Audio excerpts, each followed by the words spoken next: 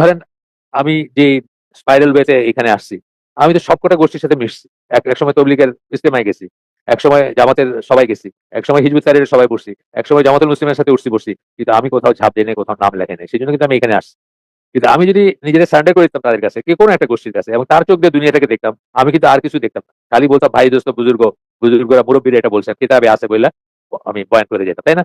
আর দুনিয়ার কিছু, আমার চেয়ে অনেক ইন্টেলিজেন্ট মানুষ ছিলেন কিন্তু, অনেক বেশি পড়াশোনা করা, অনেক বেশি উচ্চ মর্যাদা সম্পন্ন মানুষ কিন্তু এইসব জামাতগুলোতে আছেন, কিন্তু তারা চোখের ঠুলি আইকে দিচ্ছেন অথবা তাদের চশমা দিয়ে দুনিয়াটাকে দেখছেন, আর ওপেন মাইন্ডেডনেস ছিল না তাদের। সুতরাং তারা একটা জায়গায় আটকায় গেছেন, ওইখান থেকে আর বাইরে হতে পারেন নাই। আপনারা সেটা করবেন না, যেটা সত্য সেটা। আমি তো বলি, আমাকে কালকে বুঝাই দেয় কেউ যে মিলাদ সুন্নাহ, আমি কালকে থেকে মিলাদ করবো। জাস্ট দলিল দিয়ে বোঝায় দেয় কালকে, কালকে থেকে আমি মিলাদ করতে শুরু করবো। আমি এইভাবে ওপেন ওপেন মাইন্ডেড, মানে এখনো আমি শিখতেছি, প্রতিদিন শিখতেছি। প্রতিদিন দেখি একটা দুইটা করে জিনিস শিখতেছি, যেটা আগে শুনি নাই, আগে চিন্তা করিনি। যে একজন আমার জিজ্ঞেস করছে, ভাইয়ের সৎ মেয়ে তার মাহরাম হবে কিনা, বা ভাইস ভার্সা। একটা মেয়ের সৎ বাবার ভাই কি তার মাহরাম হবে কিনা? এরকম কোনদিন চিন্তা করি, কোনো মাথায় আসে নাই, চিন্তায় আসে নাই, মানে মানে এটা কোনো প্রসঙ্গ আসে নাই। তারপরে আমার ফ্যামিলিতে কথা বললাম, ছেলের সাথে, ওয়াইফের সাথে, আমরা একটু তাহকিক করলাম, দেখলাম যে না, এটা মাহরাম হবে না। শিখলাম একটা জিনিস, না নেক্সট টাইম আমি বলতে পারবো। এরকম মানে প্রতিদিন শিখতেছে জিনিস। আচ্ছা, এরপরে আসেন relying on one self rather than consulting scholar, যেটা বললাম অটোডাইডাক্ট, নিজে নিজে পড়াশোনা, নিজের উপর রিলাই করা। স্কলারদের বই পড়েন, লেকচার শোনেন, এলাকায় বসেন, ক্লাস করেন, কোর্স করেন। স্কলারদের সাথে না করে নিজের উপরে রিলাই করা। অ্যান্ড ক্লাসিক্যাল ওয়ার্ক যেগুলো, মানে যেগুলো আমাদের মানে সালাফদের সময় থেকে আসছে, বা যেগুলা আহ, ভালো কাজ যেগুলা, যেমন তফসির বলতে ক্লাসিক্যাল তফসির আমরা কি বুঝি?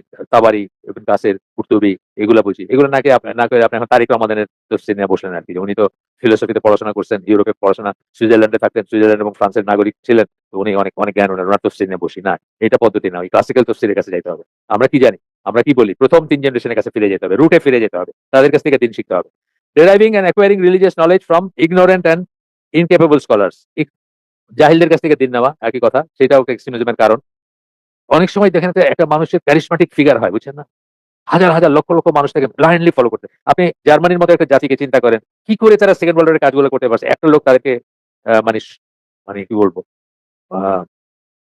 হিপনোটাইজ করে ফেলছে বলতে পারে। পুরা জাতিটাকে একটা লোক মানে ই করে ফেলছে, মোহ আবিষ্ট করে ফেলছে। তার কথায় তারা কি করে গেছে, কি করছে, এখন হিস্ট্রি দেখে তাদেরও তো লজ্জা লাগে যে আমরা এরকম করছি, কিন্তু করছে তো তারা।